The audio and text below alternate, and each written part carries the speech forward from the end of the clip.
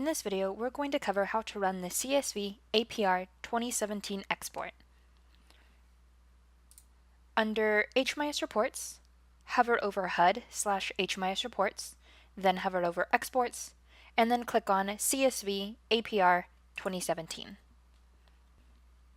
You can also find this report by using the search bar near the top of the page.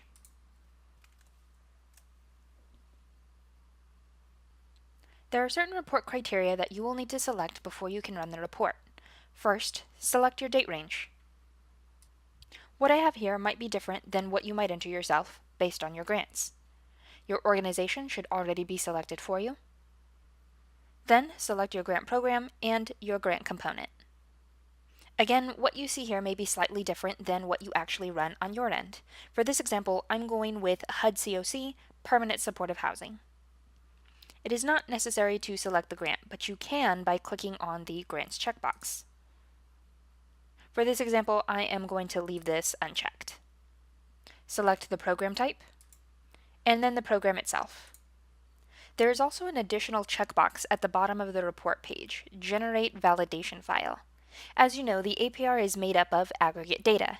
If you want to have a file with client-level data, I recommend that you check this box. Having client-level data is important when you're trying to track down clients for data corrections. Click Run Export on the bottom right-hand corner of the screen when you're done. You will be taken to the Export Encryption box. You have two options here. If you leave the Encrypt Export box checked, you will be required to create a password for your export. It doesn't have to be your client track password, but it can be.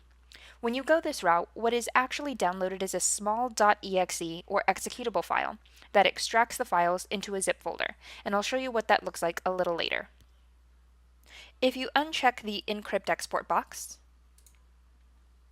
then you get this warning message and you'll need to check the box below it to continue. I assume the full responsibility of ensuring the security of the exported files and any data contained within. When you go this route, what downloads is the zip file.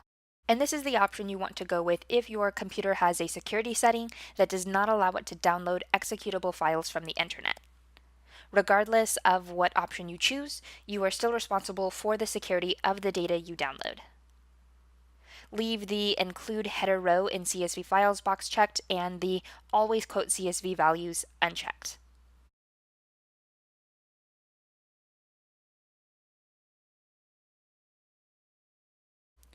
You will be taken to the Files on Server page.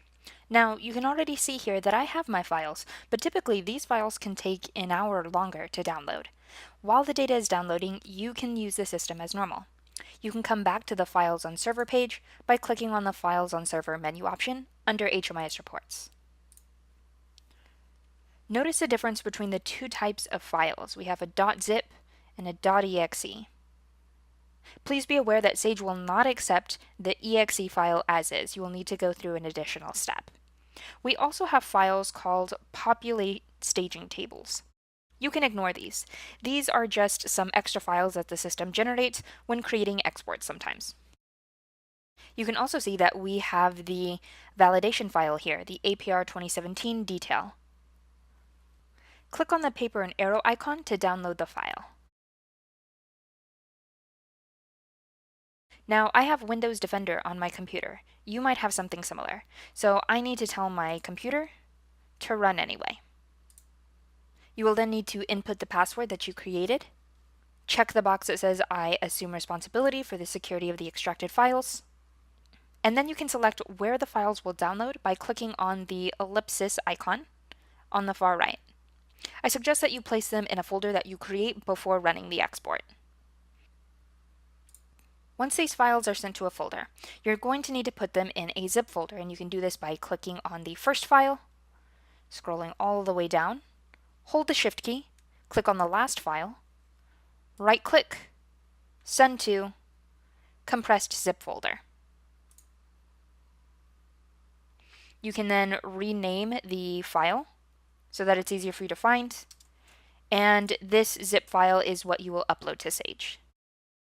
Let's go back to the Files on Server page. If you did not go the encryption route, then what actually exported was a zip file. You can download the file, and it will likely be sent to your Downloads folder. You can move it to another location on your computer, but once this file is downloaded, you're ready to upload to Sage. There are no additional steps you need to take. It's already zipped.